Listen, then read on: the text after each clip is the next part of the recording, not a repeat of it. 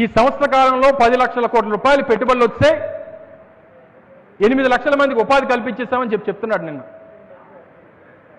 ఈరోజు ఈ లెక్కలన్నీ తీసి చూసి నిన్న పత్రికా సమావేశం అయితే పత్రికా సమావేశంలో అడిగా,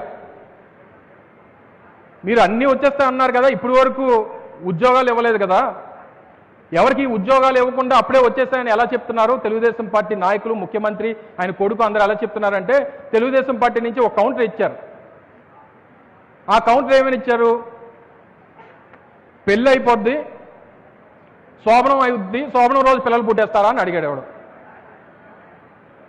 శోభనం రోజు పిల్లలు పుట్టేస్తారా అని అడిగాడు. మరి నేను మంత్రిగా ఉన్నప్పుడు కూడా అదే అడిగాను కదా.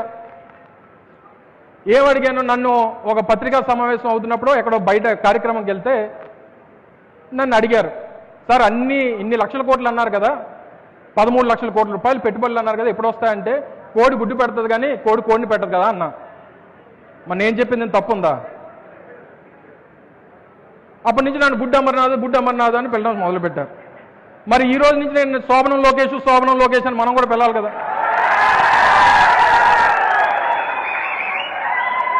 అంటే నేను గుడ్డు కథ చెప్తే నేను తప్పు, నువ్వు శోభనం కథ చెప్తే నువ్వు తప్పు కాదా? ఈ రోజు నుంచి నువ్వు శోభనం పెళ్ళికొడు లోకేష్ అని పిలుస్తావు. నేను ఎక్కడన్నా ఏదన్నా కొన్ని న్యాయం అర్థం మాట్లాడినప్పుడు, ఏదన్నా చెప్పినప్పుడు చెందినప్పుడు అర్థం ఉండాలి కదా. మిమ్మల్ని ఇలా ఊరికే వదిలిపెట్టం, ప్రభుత్వాన్ని మీ గొడ్డలు ఓడదీసి మిమ్మల్ని ప్రభుత్వం అంతటినీ కూడా